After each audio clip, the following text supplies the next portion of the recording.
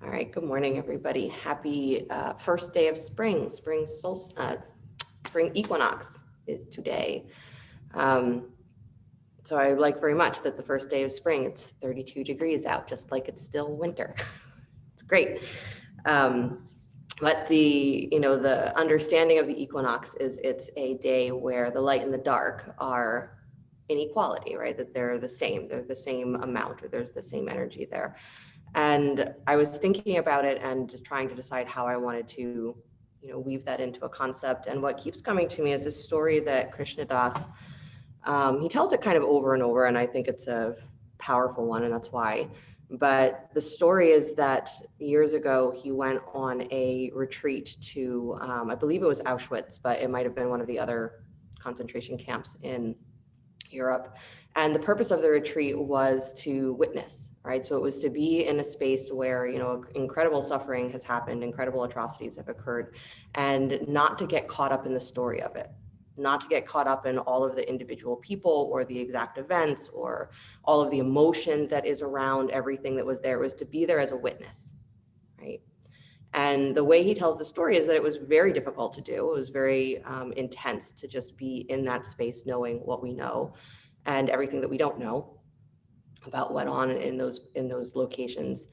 And he says that there is a day that he was walking the grounds, and it was a beautiful day. It was a lovely day. And he looked up at the sun and had this kind of disparity of the sun and the day and nature being so beautiful, but knowing that what had happened in this place was so ugly. And he said, he just in kind of unreasoning anger, looked at the sun and said, "How dare you?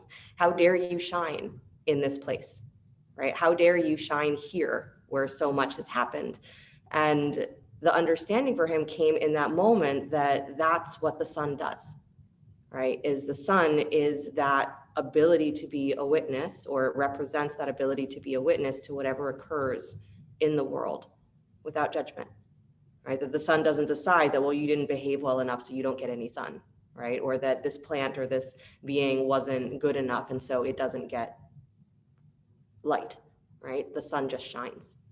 And so he uses this as a reminder to us that when we get invested in the darkness, we get invested in, or we're really tied to, or we're really emotionally caught up in the details of the darkness, is then we create this disparity, right, with the light. We create that separation with what is light, instead of allowing it to be a balance where light is light and dark is dark, and they exist in equilibrium, right? They exist together. There cannot be the experience of one without the other.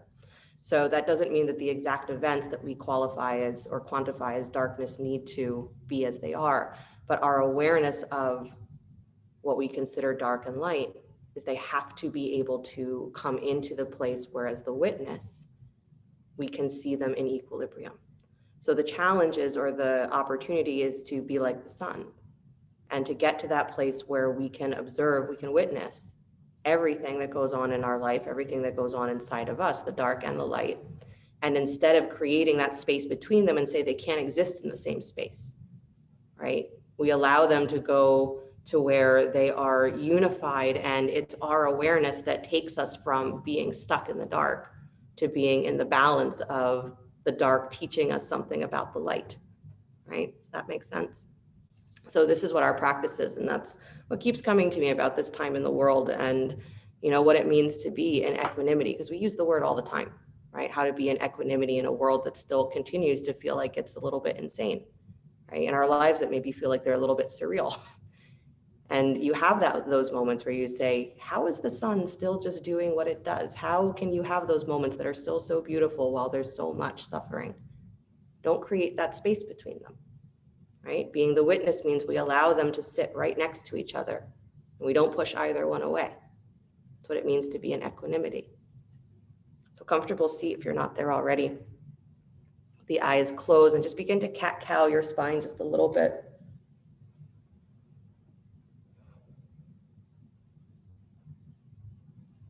Good. It's really, again, the sky yesterday or the day before, I can't even remember which day it was exactly, probably both. The sky was really beautiful, really open, really blue.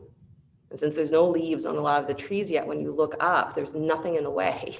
of just seeing that huge blue sky.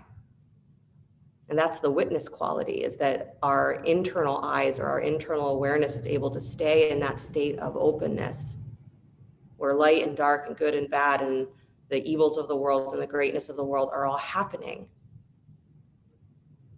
But there's nothing in the way of our ability to see the wholeness of it and act from a place where there is a wholeness and we're just adjusting the balance, light and dark. Good. Come back to stillness, please. Find your breath. So as you inhale, you're imagining the breath, feeling it flow through the nostrils up to the space of your third eye, middle of the forehead. And as you exhale, the breath flows out of the nostrils, and follow it with your attention 6 to 9 inches in front of your face, in front of your nose. And then from that point, breathe in again, inhaling from 6 to 9 inches in front of you, all the way in and up to the space of your third eye. And then exhale all the way out again, following the breath with your attention beyond the tip of your nose, 6 to 9 inches. And then breathe in again from that point all the way up to the third eye. And exhale out, following the breath 6 to 9 inches. And don't worry about the math of that. If you're wondering exactly how far you're following, it doesn't matter. But keep your attention on the breath as it leaves the body, and try and hold the attention for as long as you can that you're following the breath. And then from that point, you breathe in again. So you're expanding your awareness into the space that is around you. We call this the 0 point, the origin point, where our breath becomes part of our field and where it extends out into the unified shared field. It's a 0 point.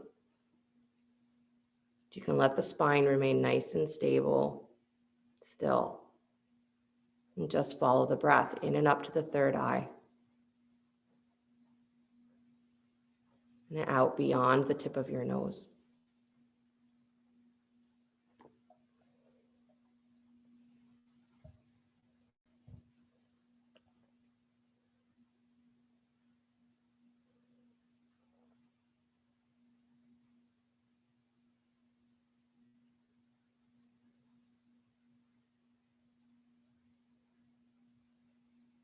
You're being the witness to that point where the breath is no longer yours.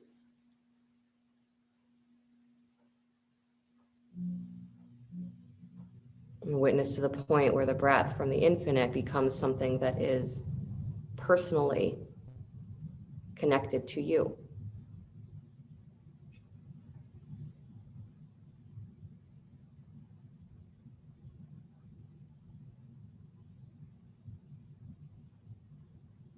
Just one more moment, breathing in and up to the space of your third eye, where we start to comprehend being a witness. And exhaling all the way out beyond tip of your nose, 6 to 9 inches.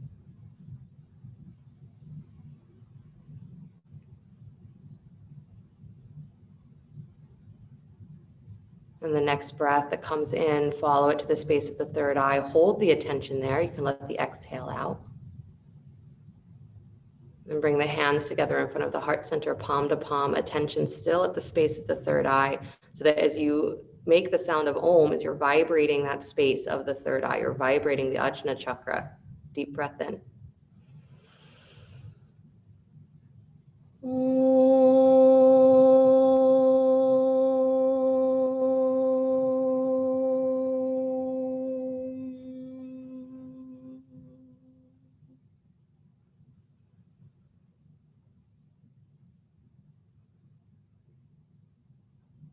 And let the eyes float open. Nice, you guys. You can release your hands, please. And then just change your seat so you can come, take your legs straight out in front of you. Give them a little bit of a shake. Your request was to ease into the practice today. So right leg stays out in front of you. Bend your left knee. Bring the bottom of the foot to the inside of the right thigh. Let your left knee go wide. Then inhale the arms up to the sky for Janu Shirshasana. Little twist to your right, and then bow over the extended leg. Good. Watching that your toes are facing straight up and down. So really draw the inner thigh of the right leg down towards the floor. So that's going to help stabilize and keep your leg in a nice neutral position, nice neutral angle. Good. Nice, you guys. So my daughter has one of her books it's called Zoom, and it's basically a series of, it's just a picture book, there's no words, but it's a series of images that each page focuses in on a specific part, and the next page shows you how that focal point fits into a larger picture. If you zoom out, is you can actually see that it exists within a larger picture, and then the next page zooms out from that angle again, and there's a larger picture and a larger picture and a larger picture and a larger picture. And this is really what that sort of witness quality in us is. It's the ability to keep taking what is those focal points that really pull us into details, that pull us into a story or into an experience, and being able to still see them exactly as they are, but then to expand our vision so that we see how it fits into this larger picture, this larger experience. Good, one more breath here. And then slowly bring yourself all the way back up. Inhale, both arms up to the sky. Good, take your right hand to your left knee. So maybe just come into a spinal twist, Laura. You can stay on your back if you want. Good. Twisting over to the left. Nice, try and keep the inner thigh of the right leg rooting down to the floor. Navel in, press down into your seat. Good. And then come back to center, please. Nice job. Switch the legs, take your left leg forward, bend the right knee, bottom of the foot to the inside of the left thigh.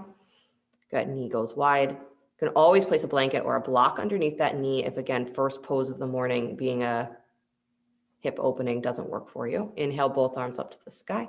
Root that left inner thigh down to the floor so that your toes are not falling out to the side. So Susan, bring it in. There you go. Little twist to that left leg. And then bow over. Nice. Extending towards the foot, towards the shin. Beautiful. The Ajna chakra, the third eye, the place where duality, our concept of light and dark, becomes unified. And it doesn't say that light and dark disappear per se, but our space that we place between them, the separation that we put between them and say they can't exist in the same place, that's what disappears. Right? So we start to see that there is a unifying energy to even those moments or experiences that we see as dark. And it's funny, they say with the chakras that you can always look at it as a progression going upwards, that the Ajna chakra is the closest to the crown, meaning that from there, you start to experience everything as oneness through your mind, and then you're able to experience the wholeness and oneness of everything from a spiritual perspective through the crown.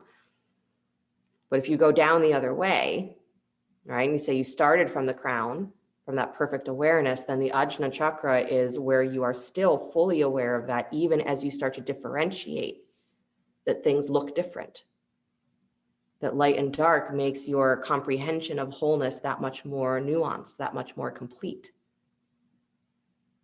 Walk yourself all the way back up, please. And then come into your spinal twist, arms to the sky, left hand to your right knee, right hand behind you. Good, keep your left sit bone down on the floor. So Andy, watch that butt cheek doesn't come up. And then keep that left inner thigh rooting down so your toes are not falling open. Good, one more breath, navel to spine, drop into the seat. Beautiful, and then come back to center, please.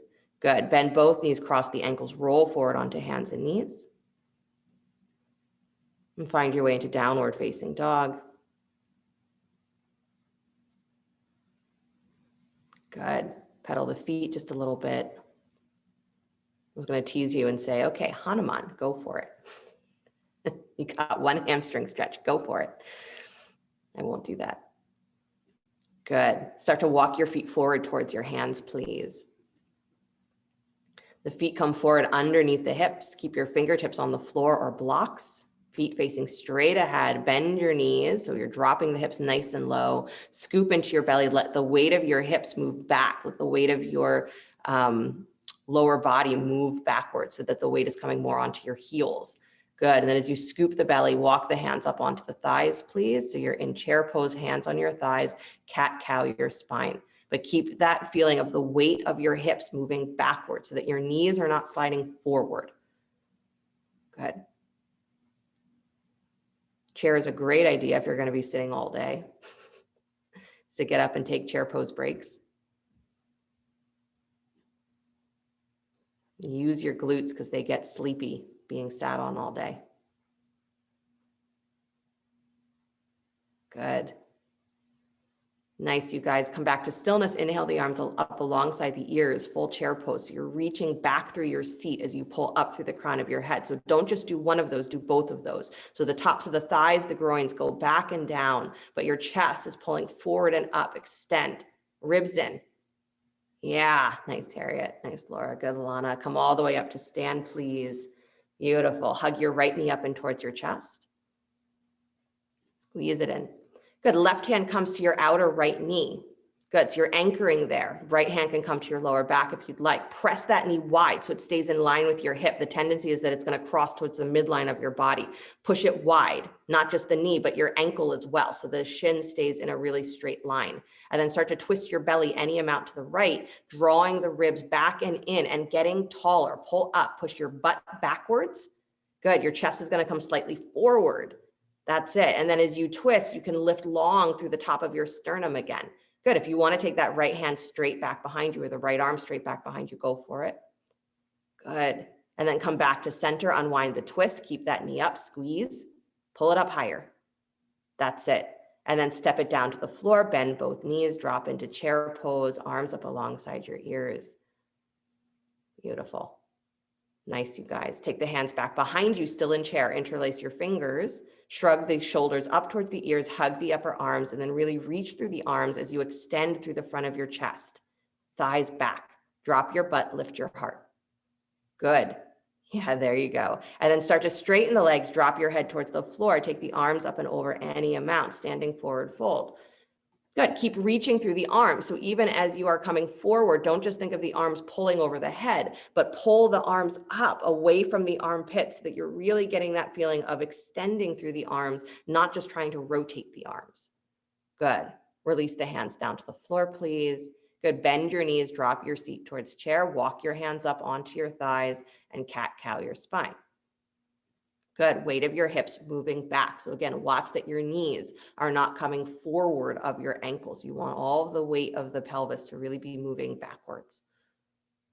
Good. And get the whole pelvis involved. So it's not just your upper back that's doing the rounding and curling, it's everything. Get your tailbone to move. Good.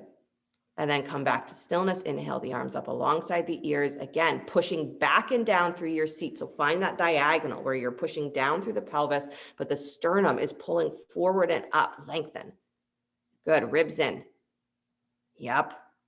Awesome. Come all the way up to stand. Nice job. Left knee pulls up and towards your chest. Good. Squeeze it in. Then your right hand comes to your outer left knee. And as you're coming into the twist, pay attention to that standing leg. Your butt has to go slightly backwards. Your chest is going to feel like it's coming slightly forwards. You're going to say there's no way that's right, but it is, right? Because you're neutralizing the pelvis and putting the ribs on top of that. So neutral feels like it's wrong because we're never in neutral, right? So top of that right thigh goes back. Push that left knee wide. Move your ankle a little wider to the left. So the whole leg is pushing wide. Good. And then begin to twist any amount. Left hand can be at your lower back here. Good. Keep pressing the thigh wide. Keep pressing your standing thigh wide. And butt goes backwards. Good. And then as the ribs soften in, your sternum lifts. That's how you get taller. Beautiful. And then bring it all the way back to center, please. Nice, Alana. Nice, Sue. Nice, Andy. Squeeze that knee in. Good use of the block. And then release that foot down to the floor. Bend both knees. Drop back to chair. Good. Take the arms back behind you, interlace the fingers at the low spine. Again, shrugging the shoulders up, hug the upper arms, and then stretch the arms towards straight without letting the ribs pop forward. So that's the trick, right? Is that as you're squeezing those shoulder blades towards each other, you have to draw your low rib cage in so that you maintain the stability of your back. Good. And then tops of thighs go back and down. So you actually let your butt go deeper, but your sternum continues to pull forward, ribs in. Good. Nice, you guys. And then start to straighten the legs, drop your head towards the floor, stretch the arms up and over any amount if you'd like. Good. Again, keeping that pull through the arms so that you're extending the arms out.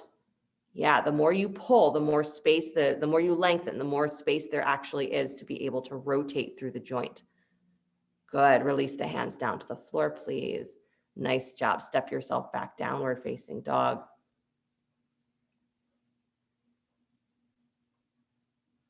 Good. Slide forward to plank pose, upward push up. Nice. Float your right toes up off the floor, sternum lifts.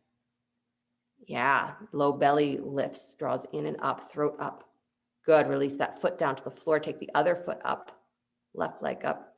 Good. Again, watching that you're staying as equal as you can with your weight. Don't let that leg fall towards the midline. Push it slightly wide and then release that foot down to the floor. Nice. Lower all the way down to your belly, coming through knees first if you need. Good. Rise up cobra, lift head, neck, and chest. All right. So this concept of equilibrium is a little tricky when we're in the middle of trying to balance, when we're in the middle of trying to maintain ourselves. Downward facing dog. And that's exactly the point, right? Is that we can maybe cultivate that witness quality when we're just sitting in meditation, but can you maintain it while you're going about your life in the world? Right leg up and back behind you, down dog split. Good. With the leg straight, stack the right hip on top of the left. So you're opening that whole side of the body, but try and keep your weight as equally centered on both hands as you can. Good. Nice, nice, nice. Lift that inner thigh a little higher. So you're actually pushing the outer thigh up towards the sky. Good. And then scoop your low belly, turn the right toes back down towards the floor, down dog split. Nice. And then bring the knee forward towards your nose, round. Good. And push slightly wide with that thigh. So again, it's not coming towards the midline. Awesome. Take it up and back behind you, down dog split. Good. Stack the hip again, open the inner thigh. Good. Open the outer armpit. Beautiful. And then scoop the belly, turn the right toes back down towards the floor, lifting through that outer left hip and thigh. That's the trick, right? As I'm talking about the leg that's lifted, but the leg that's supporting you is actually doing way more work. And then step that right foot between the hands, lunge. Good. Nice, you guys. Inhale the arms to the sky, high lunge, please. Yeah. Nice, nice, nice. Take your arms out wide, letter T. Twist to your right. So you're taking the left hand forward, the right arm back. Coming into spinal twist, push your left inner thigh wider. So that's the back thigh. Because again, the tendency here is the right hip tends to hike up. So draw that right butt cheek down and in and push the left inner thigh wider. Good. And then bring your left forearm onto your front thigh. Take the right arm over the ear. Good. So twist the other way, Maria, so that your other arm is on the front thigh. There you go. Awesome, you guys. Left inner thigh pushes wide. Don't let all of your weight fall to the right. Good. Unwind both arms up. Inhale. Beautiful. And then lean forward, torso parallels the floor. Step up to warrior three, please. Good. Stacking right hip on top of the right heel. Left leg lifts. Keep the same energy of widening your inner thigh. So the right low belly scoops and lifts so that you can turn your left hip forward towards the floor. Just like you did in down dog split. Spin that heel up, inner heel up. Awesome. And then step all the way back to high lunge. Inhale the arms to the sky. Really nice, Sue. Good, Susan. Good. And then release the hands down to the floor, please. Beautiful. Step back, downward facing dog. Nice, you guys. Take the left leg up and back behind you, down dog split. With a straight leg, start to stack the hip. So left hip stacks on top of right, pressing out through the heel. So keep the leg as straight as you can. Good. And then draw your low rib cage in. So if you're very flexible in your back here, is the tendency might be that your low back starts to go into an arch here because you can lift your leg so high. So draw your low rib cage in. Try and actually keep your low belly connected to your sacrum so that there's not that arch that happens in your spine. Good. Scoop your belly, turn your left toes down towards the floor. So square the hips again. Good. Bring the left knee forward towards your nose, armpits over your wrist, squeeze in. Good. Widening that inner thigh again. So the one-legged plank, balancing. Good. And then take that leg up and back behind you again, straight in line with the hip. Good. Stack the left hip on top of the right one more time with a straight leg. Nice. And you're watching that standing leg. The inner heel has to pull in. Good. Equal weight on your hands. Do your best. Try and keep your armpits level to the floor. Good. Point the toes back down towards the floor. Scoop again, using the pelvic energy. And then step the left foot between the hands. Lunge. Nice. So it's just interesting to notice if your leg tends to swing towards the middle of your mat when you take it forward into a lunge. Inhale both arms up to the sky.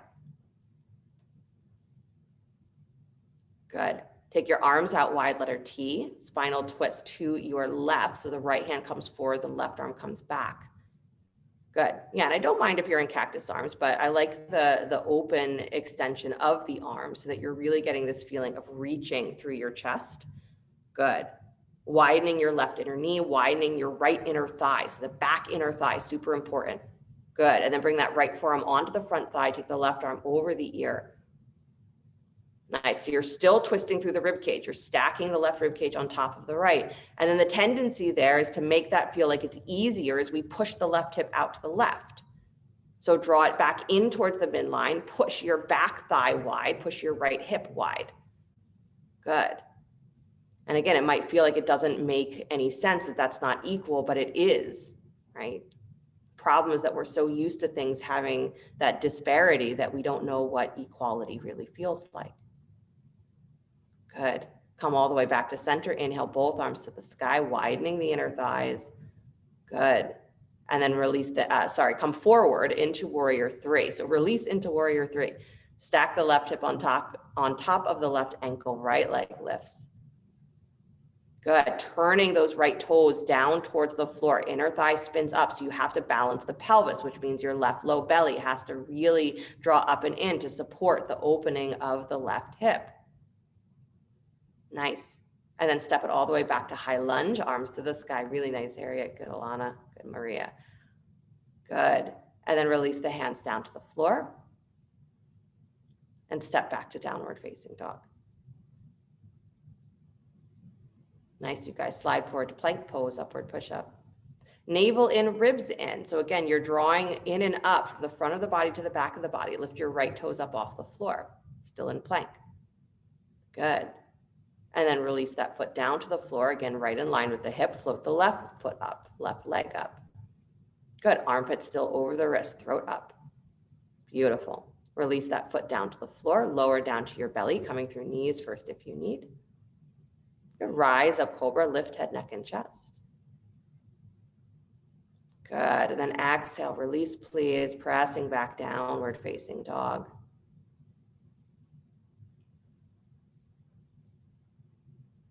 Good. Step the right foot forward between the hands, lunge. Back heel comes flat to the floor. Baby toe parallels back of your mat. Cartwheel the arms up to warrior two.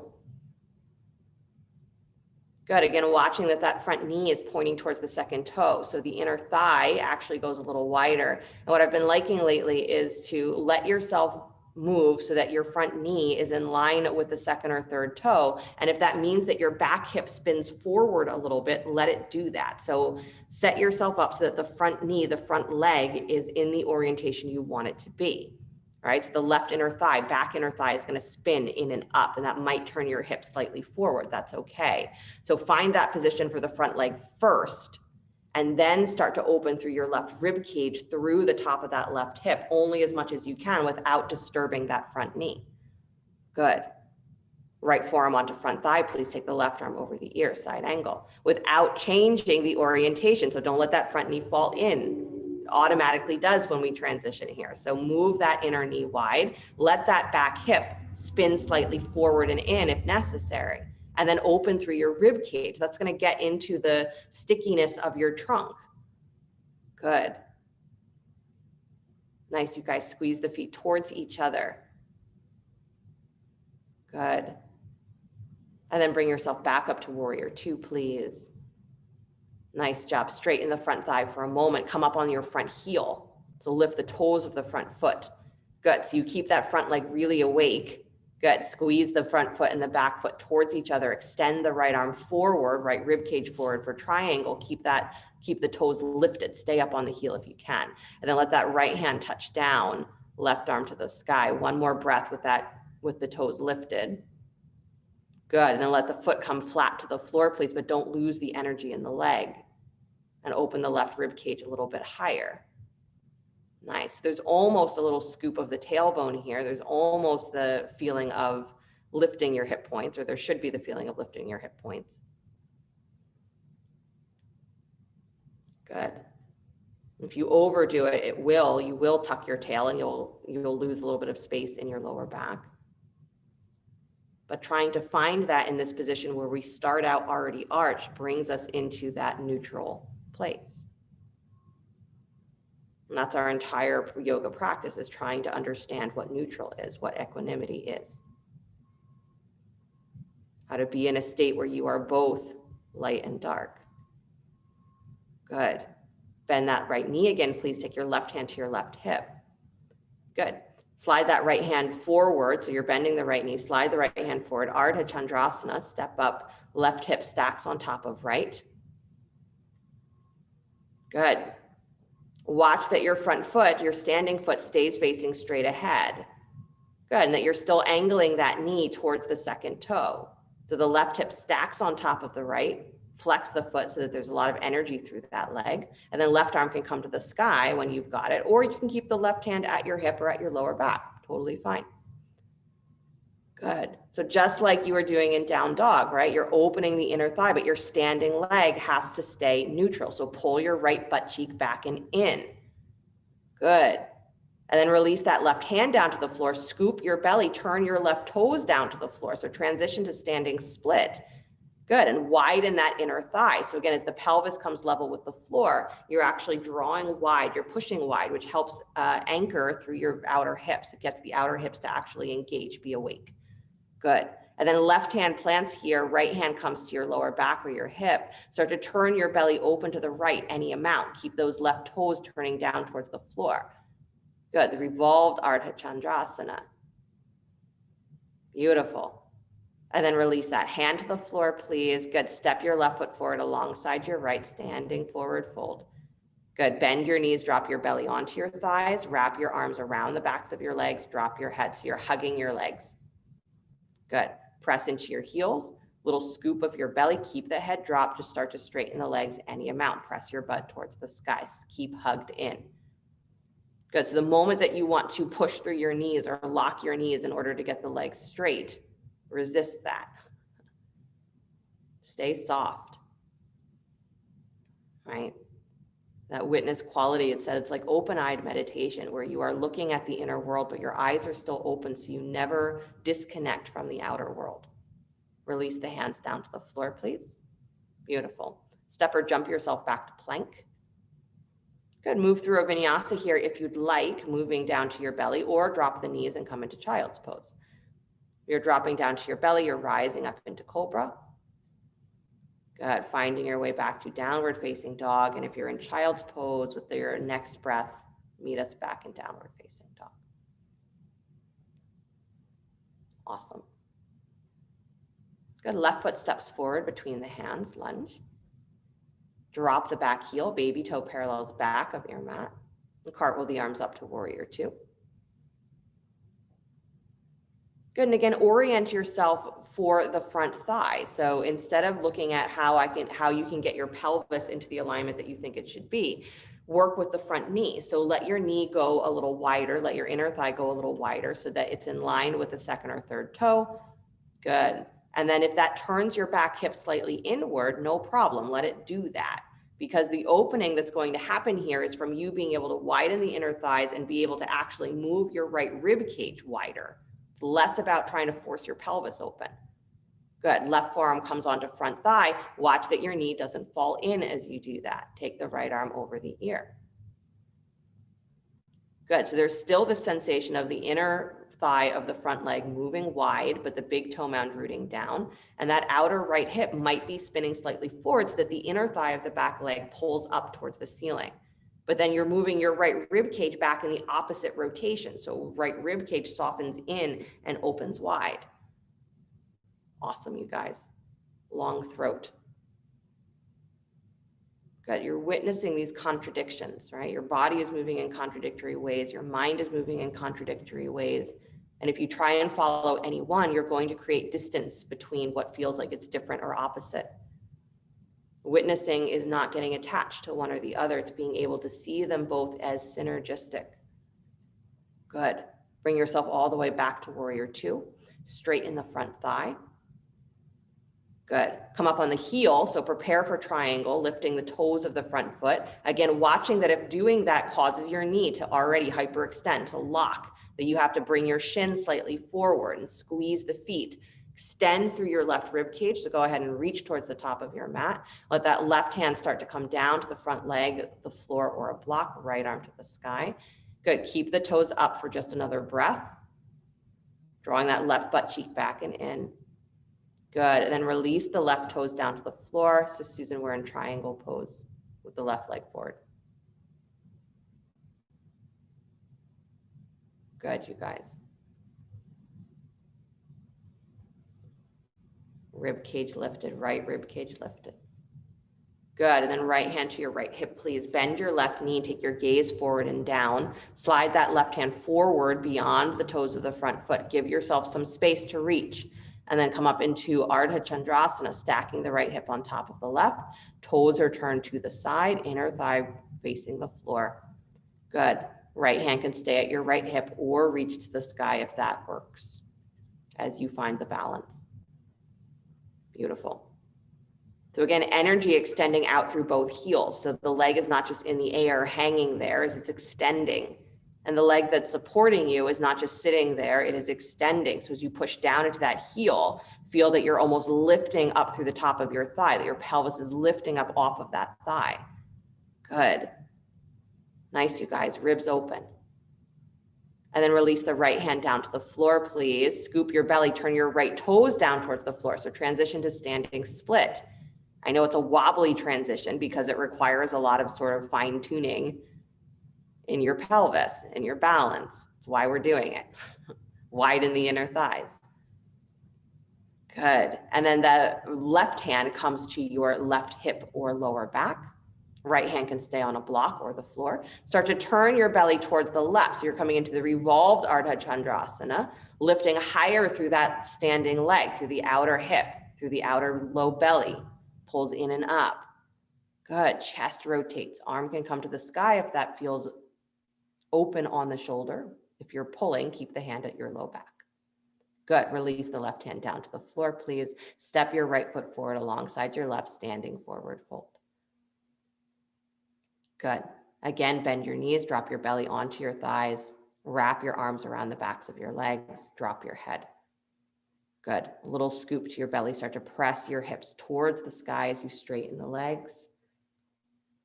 Keep the head dropped, keep your shoulders relaxed. Beautiful.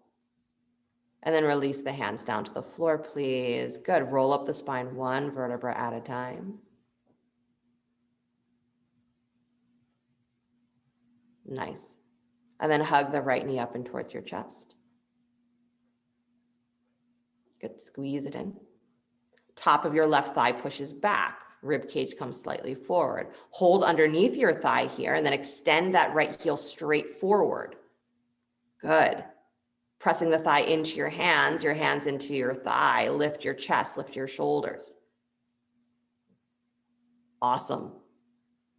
And then hug the knee back in towards your chest, please. Good. Reach with your left hand for the baby toe edge of your foot. So reaching for the outer edge of the foot, and then right hand to your lower back. You're extending that foot straight forward or the leg straight forward again, twisting your belly to the right.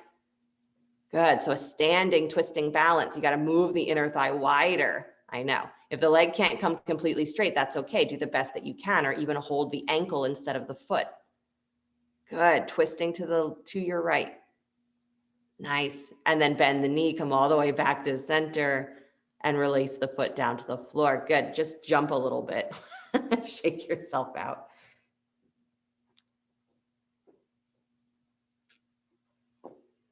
Good.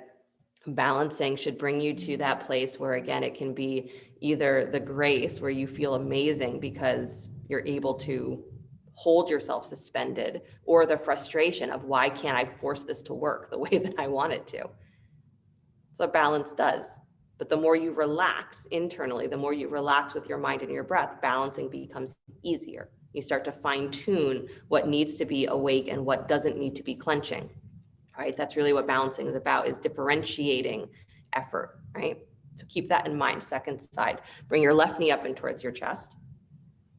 I know, and you're like, but I don't differentiate effort when I'm just concerned about not falling. That's why we practice, so that we get past that point where we're worried about the falling and we start to differentiate what are we actually doing here. Hands behind the thigh or underneath the thigh. Extend your left heel forward. Remember your standing leg. If you remember your standing leg here, you will feel more secure. Draw the top of that right thigh back in space. Navel below your navel draws in and up.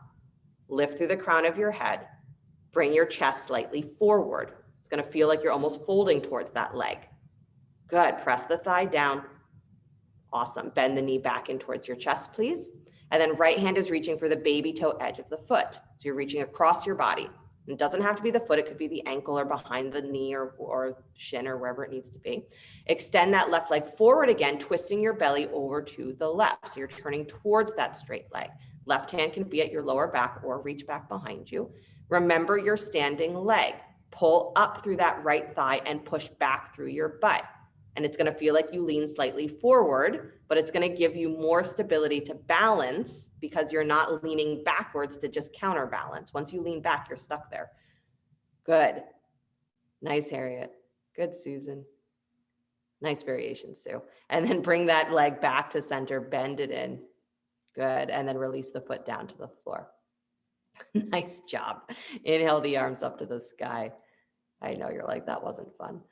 And then release the hands to the floor, standing forward fold, Uttanasana. Good. Step yourself back to downward facing dog. Good. Drop the knees to the floor, please, and take a child's pose, knees nice and wide.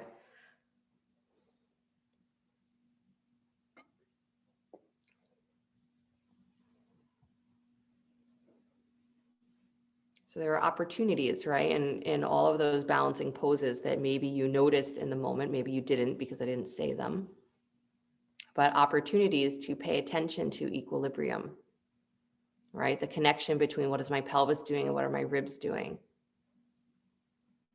What is my mind doing? Where am I clenching versus where is there useful effort?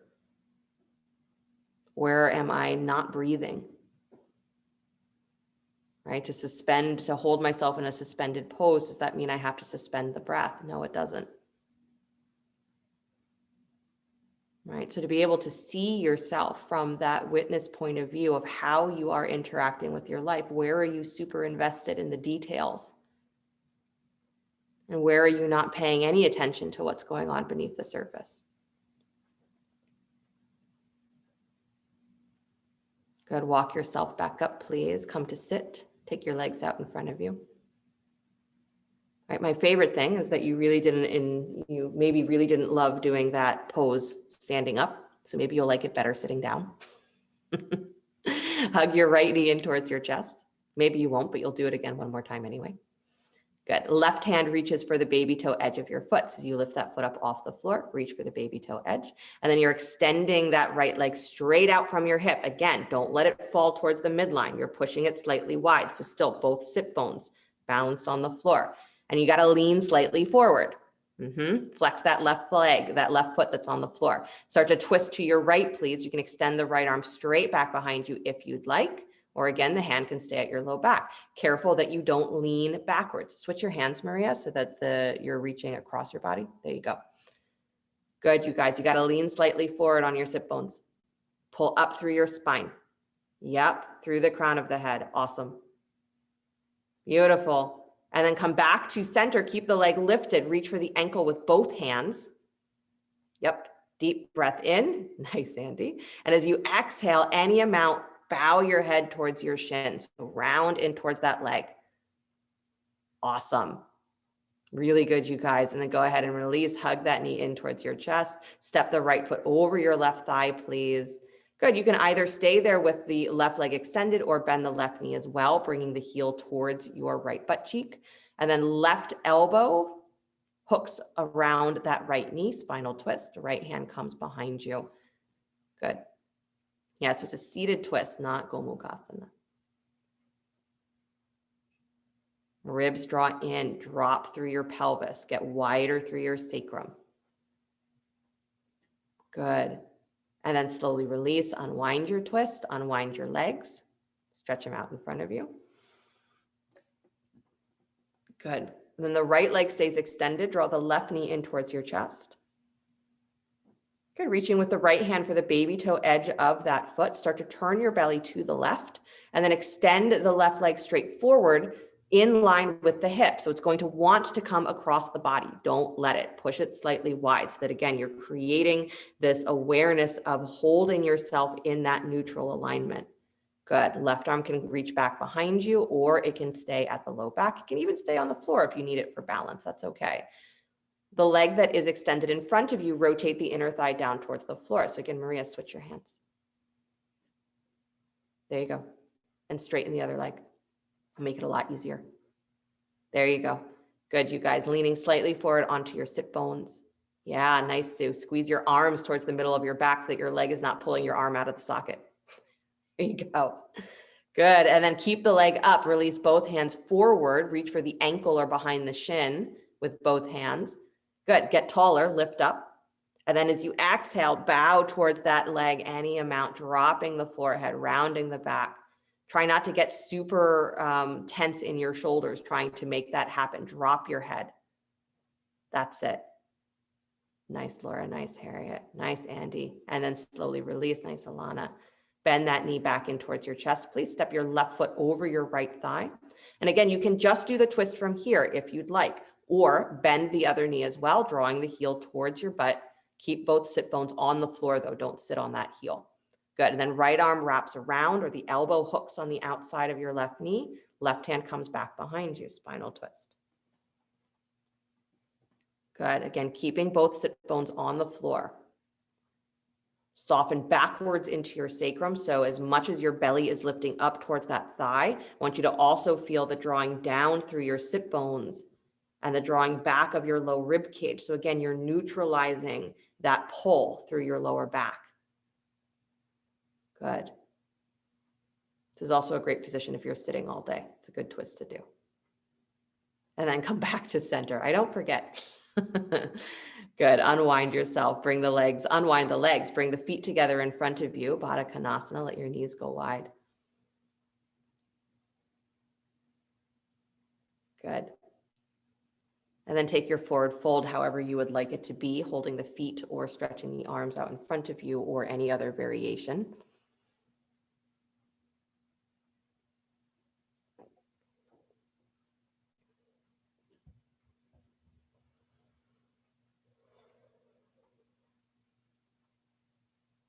And equanimity, being in that state of relaxed awareness, is that's how they actually pretty much describe being in the enlightened state. It's not always an ecstatic thing, right? That is far away from anything that is depressing or dark or difficult. It's not that. But it's a state where all of that which is dark and difficult is interwoven so completely with the experience of joy and completion and understanding and unity that it doesn't pull us apart to have those moments. We stay whole. Walk yourself back up, please. Good. Bring the knees back up to face the ceiling. Plant your feet. Roll yourself down to your backs. Right, so it's almost that ability to say that, yes, there's the dark things that are happening in the world, but the sun is still shining. And not the external sun only, but we're meant to recognize the internal sun, right? The awareness that the light that is inherent in each one of us is always shining. No matter how much your body or your mind has experienced what you feel is dark, the sun still shines. And it shines equally. Right ankle on top of left thigh, please. Lift your left shin parallel to the floor. Reach through to hold. Good. Flexing both feet.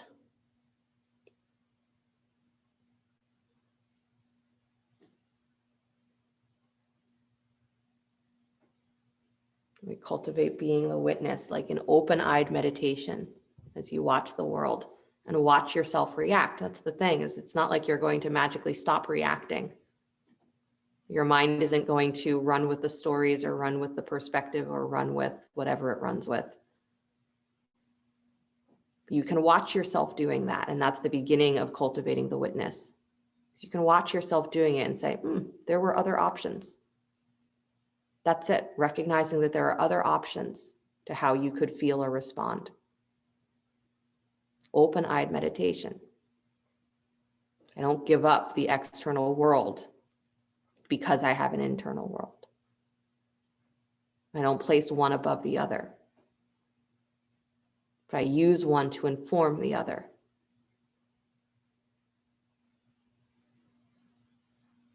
Go ahead, release that hold on the thigh, please. Cross your right thigh all the way on top of your left. Squeeze the shins towards each other, so it's like you're in eagle pose on your back. Take your right arm over top of your left in front of your chest. Go ahead, wrapping the forearm, so literally you're in eagle on your back. Try not to let the forearms drop onto your face. So you're lifting the forearms slightly up. Squeeze those shins towards each other. So really internally rotate the legs, internally rotate the knees. Good. And then press down through the lowest part of your sacrum. Good. Try not to let your heels drop lower than your knees. Try and keep them up. That's it. So the navel has to work a little bit. The low below the navel has to work a little bit.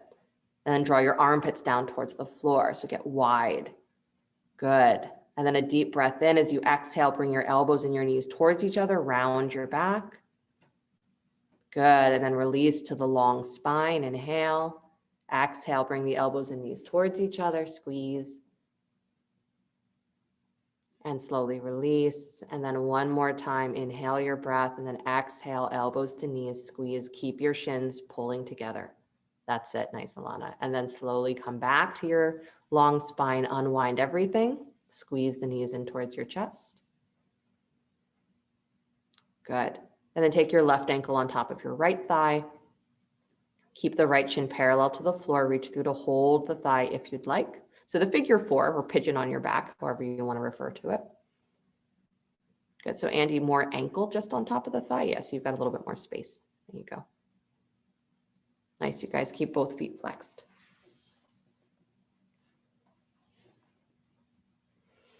And these last several poses are certainly the ones that I would do if I was sitting all day in a training and I had a break, as I would be on the floor doing this. Or even sitting in your chair, right? If you're in a chair, you have the opportunity to sit with your ankle crossed over your thigh and do a little forward fold just to, again, keep the hips awake, keep the glutes awake.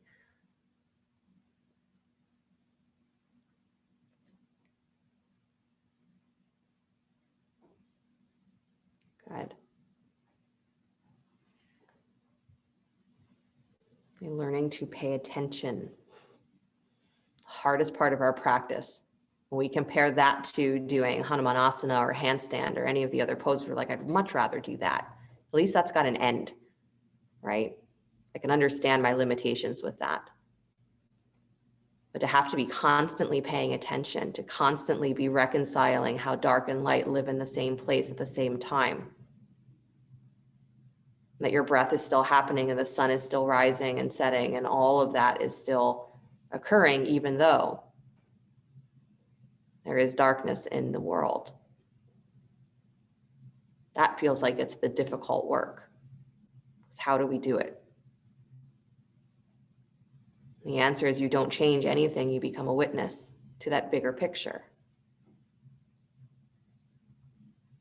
Release your hold on the thigh, please. Bring the left thigh all the way on top of the right, so you're stacking the knees, and then squeeze the ankles towards each other, squeeze the shins towards each other. So you're wrapping the legs. Left arm comes on top of right, should be the opposite arm. We're not doing the same legs, are we?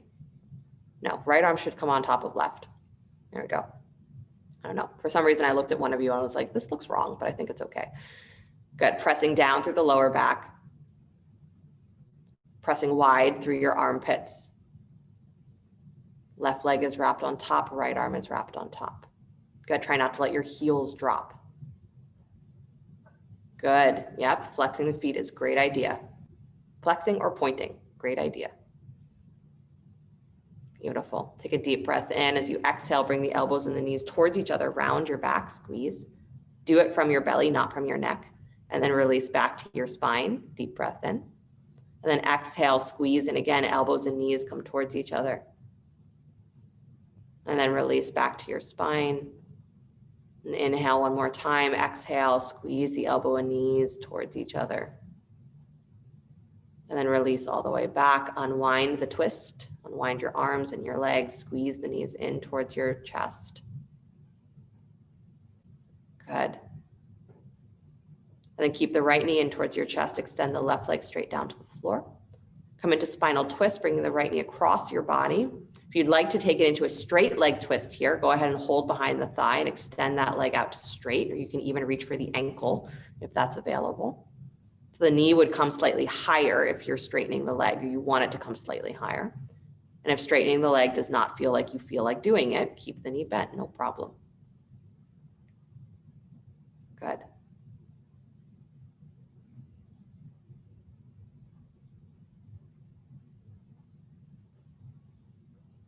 To continue to reconcile light and dark, so that you're not seeking for one to disappear and only keep the one that you like. Yogis say that's where we get trapped, as we think, oh, you can turn everything to light. Well, sure, you can unify everything so that what you see, third eye, that what you see is there's nothing wrong. You see that there's nothing that is unnecessary or incomplete. Might not be pretty, but everything has a place. Come all the way back to center, hug that knee in towards your chest. And it's not a rational place, right? It's not a rational value system. It's a universal value system. There's a picture, a big picture that maybe you can't see all of. Extend that right leg down to the floor, please. Pull your left knee in. Good. And then come into spinal twist, bringing the knee across your body. And again, you can keep the knee bent here. It's great. Left arm extends back behind you. Or you can come into a straight leg twist, either holding behind the thigh or behind the shin, reaching for the ankle or the foot. Again, the thought is that if you are straightening the leg is to try to bring your knee higher first, higher up towards your chest. And then when you extend, the heel will be more in line with your hip. A little deeper stretch through the leg, through the back.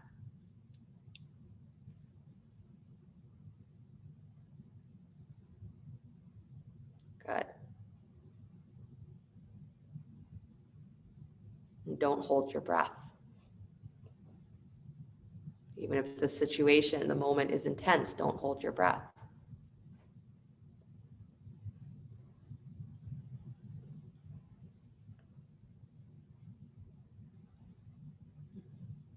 Practice feeling yourself part of this vast experience, this vast picture that you cannot comprehend the beginning and the end of.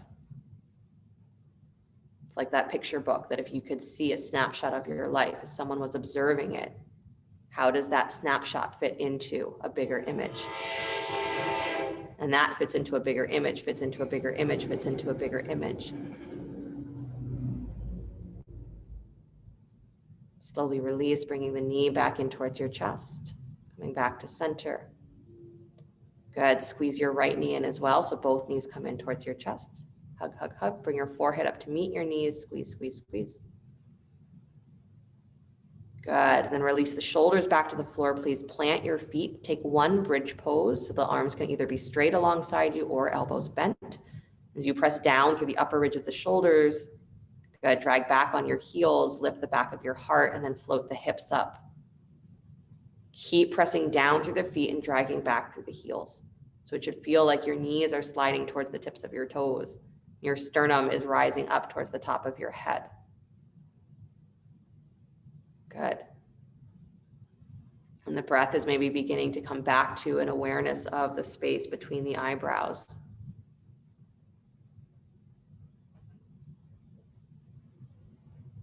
Beautiful. Slowly release the hips down to the floor.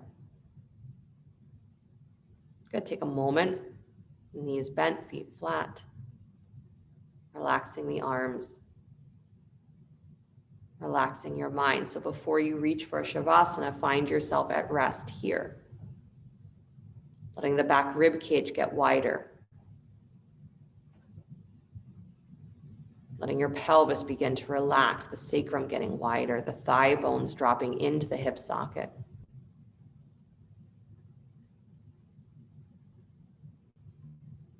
the practice of a relaxed awareness. We cultivate the witnessing as you start to soften your edges. That big picture, the panoramic view starts to become apparent. You don't have to fight for it.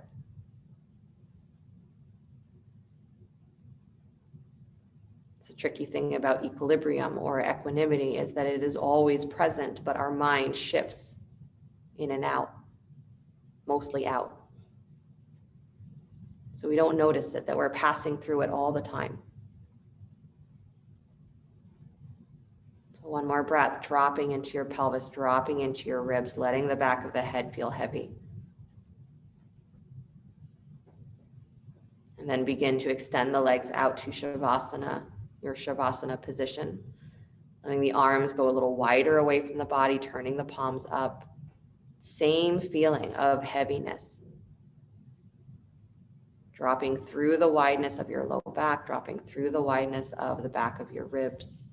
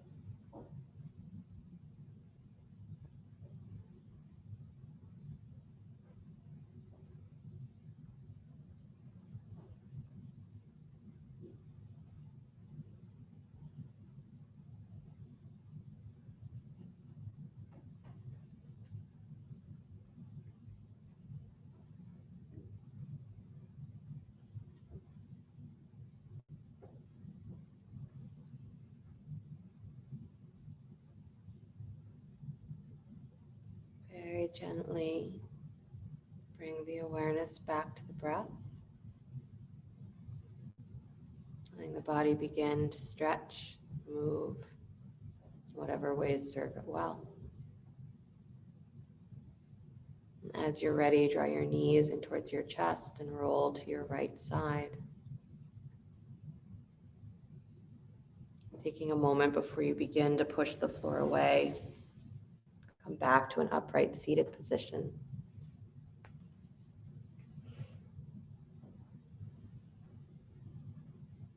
Bring the hands together at the heart center or whatever mudra has been serving you well. Bring the attention, the inner attention, back to the space of the third eye between the eyebrows.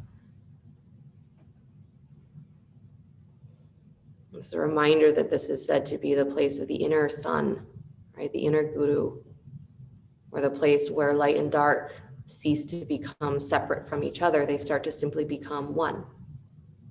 And that's it, as the sun is always shining. The ability for us to bring our experience to that state of oneness, our perception to that state of oneness is always present.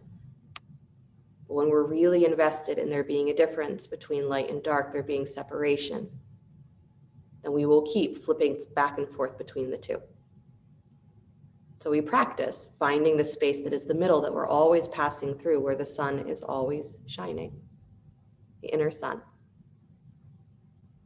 You keep your attention here and you remind yourself that equanimity feels weird because we're not used to it. But that when you find yourself there, don't immediately run away. Don't invest in a story that takes you somewhere else. Stay and witness. Light and dark become one. And the sun is always shining. Close with the sound of Om, deep breath in.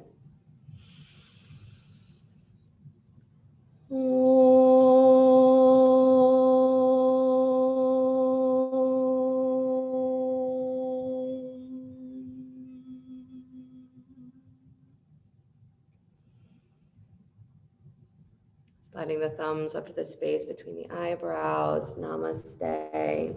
Thank you guys so much. Have a great rest of your day, great rest of your weekend until I see you again. Just a reminder, tomorrow, Sarah and I are teaching a workshop on unlocking the pelvis. It's a blend of yoga and some of this somatic experience training that Sarah has already done. So if you are afraid that's just going to be me beating up your hips the whole time, it's not.